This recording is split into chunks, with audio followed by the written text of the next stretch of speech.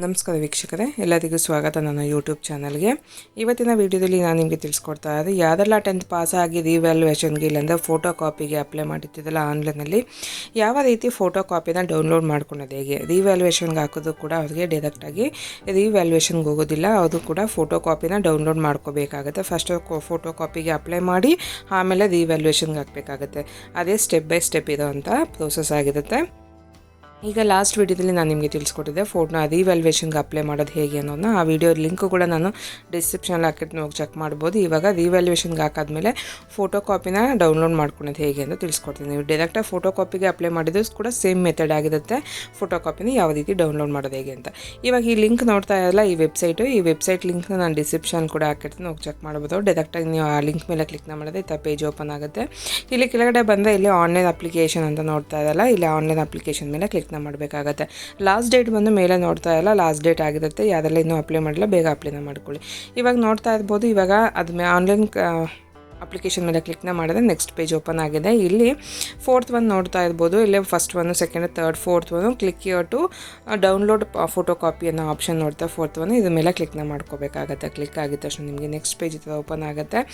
ಇಲ್ಲಿ ನೋಡ್ತಾ ಇರಲ್ಲ, ಇಲ್ಲಿ ಡೌನ್ಲೋಡ್ ಫೋಟೋ ಕಾಪಿ ಅನ್ನೋದ್ರಲ್ಲಿ ಕೆಳಗಡೆ ಎಂಟರ್ ಯುವರ್ ಅಪ್ಲಿಕೇಶನ್ ನಂಬರ್ ಅಂತ ತೋರಿಸ ನಿಮ್ಮ ಅಪ್ಲಿಕೇಶನ್ ನಂಬರ್ನ ಇಲ್ಲಿ ಹಾಕ್ಕೋಬೇಕಾಗತ್ತೆ, ಟೈಪ್ನ ಮಾಡ್ಕೋಬೇಕಾಗತ್ತೆ. ಅಪ್ಲಿಕೇಶನ್ ನಂಬರ್ನ ಹಾಕಿದ ತಕ್ಷಣ ನಿಮಗೆ ಎಂಟರ್ ಕೊಟ್ಟಿದ ತಕ್ಷಣ ರಿಜಿಸ್ಟರ್ ನಂಬರು ಮತ್ತು ನೀವು ಯಾವ ಸಬ್ಜೆಕ್ಟ್ಗೆ ಫೋಟೋ ಕಾಪಿಗೆ ಅಪ್ಲೈ ಮಾಡಿದ್ದೀರಾ ಅನ್ನೋದನ್ನ ತೋರಿಸ್ಬಿಡುತ್ತೆ. ಇಲ್ಲಿ ಜಸ್ಟ್ ಟ್ಯಾಬ್ ಹಾಕಿದ ತಕ್ಷಣ ಬಂದುಬಿಡುತ್ತೆ.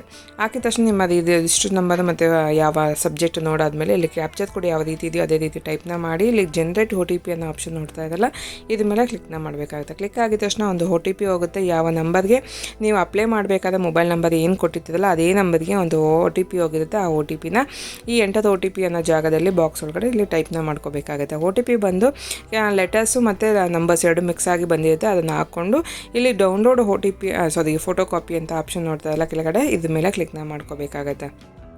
ರೀಸೆಂಟ್ ಕೊಟ್ಟರೆ ರೀಸೆಂಟ್ ಹೋಗುತ್ತೆ ಮತ್ತು OTP ಡೌನ್ಲೋಡ್ ಆಗಿದ ತಕ್ಷಣ ಮೇಲ್ಗಡೆ ನೋಡ್ತಾ ಇರ್ಬೋದು ಒಂದು ಫೋಟೋ ಫೋಲ್ಡರ್ ಓಪನ್ ಆಗಿದೆ, PDF ಫೋಲ್ಡರು ಡೌನ್ಲೋಡ್ ಆಗಿದೆ. ಇವಾಗ ಅದ್ರ ಮೇಲೆ ಕ್ಲಿಕ್ನ ಮಾಡಿ ಓಪನ್ನ ಮಾಡ್ಕೋಬೇಕಾಗತ್ತೆ. ನೀವು ಮೊಬೈಲಲ್ಲಿ ಸೇಮ್ ಮೆಥಡ್ನ ಫಾಲೋ ಮಾಡಿ ನಾನು ಏನು ತೋರಿಸ್ತಾ ಇದ್ದೀನಿ ಅದೇ ಮೆಥಡಲ್ಲಿ ಸ್ವಯಂ ಮೊಬೈಲಲ್ಲಿ ಮಾಡೋದು ಕೂಡ ನಿಮಗೆ ಅಲ್ಲಿ PDF ಫೈಲ್ ಡೌನ್ಲೋಡ್ ಆಗುತ್ತೆ. ಅದನ್ನ ನಾವು ಕ್ಲಿಕ್ನ ಮಾಡಿದ್ರೆ ನಿಮಗೆ ಡ್ರೈವಲ್ಲಿ ಓಪನ್ ಮಾಡ್ಕೊಂಡು ನೋಡ್ಬೋದಾಗುತ್ತೆ. ನೋಡ್ತಾ ಇರ್ಬೋದು ನೀವು ಆನ್ಸರ್ ಶೀಟ್ನ ಪ್ರತಿಯೊಂದು ಆನ್ಸರ್ ಶೀಟ್ ನೀವೇನು ಬರೆದಿತ್ತಿರಲ್ಲ ಆ ಆನ್ಸರ್ ಶೀಟ್ ಪ್ರತಿಯೊಂದು ಪೇಜು ಕೂಡ ಲಾಸ್ಟ್ ಪೇಜ್ ಅದು ಕೂಡ ನೀಟಾಗಿ ಸ್ಕ್ಯಾನ್ ಮಾಡಿ ಕಳಿಸಿರ್ತಾರೆ. ಅದನ್ನು ನೀವು ಒಂದ್ಸಲಿ ಚೆಕ್ ಮಾಡ್ಕೊಳ್ಳಿ. ಯಾವ ಕ್ವಶನ್ ಪೇಪರ್ ಇಟ್ಕೊಂಡು ಕರೆಕ್ಟಾಗಿ ಬರೆದಿರೋ ಇಲ್ವೋ ಅಂತೆಲ್ಲ ಚೆಕ್ ಮಾಡ್ಕೊಂಡು ವೆರಿ ಮಾಡಿಕೊಂಡು ನಿಮಗೂ ಇನ್ನೂ ಡೌಟ್ಸ್ ಇತ್ತು ಅಂದರೆ ನಿಮ್ಮ ಕ್ಲಾಸ್ ಟೀಚರ್ ಯಾವ ಸಬ್ಜೆಕ್ಟ್ ಕ್ಲಾಸ್ ಟೀಚರ್ ಇರ್ತಾರೆ ಅದೇ ಟೀಚರ್ಗೆ ಕೊಟ್ಟರೆ ಅವ್ರಿಗೆ ತೋರಿಸೋದು ಈ ಥರ ಬಂದಿದೆ ಮೇಡಮ್ ಒಂದ್ಸಲಿ ಚೆಕ್ ಮಾಡಿ ಅಂದರೆ ಅವರು ಕೂಡ ಚೆಕ್ ಮಾಡಿ ನಿಮ್ಗೆ ಏನಾದರೂ ಸಜೆಷನ್ ಕೊಡ್ತಾರೆ. ಓಕೆ ಮಾಡಿ ನೀವು ಬರುತ್ತೆ ಮಾರ್ಕ್ಸ್ ಬರುತ್ತೆ ನಿಮಗೆ ಕಮ್ಮಿ ಕೊಟ್ಟಿದ್ದಾರೆ ಅಂತ ಅಂದಾಗ ಅದು ಕಾನ್ಫಿಡೆನ್ಸ್ ಕೊಟ್ಟಾಗ ನೀವು ರಿವ್ಯಾಲ್ಯೂಯೇಷನ್ಗೆ ಮತ್ತೆ ಅಪ್ಲೈನ ಮಾಡ್ಬೋದಾಗುತ್ತೆ.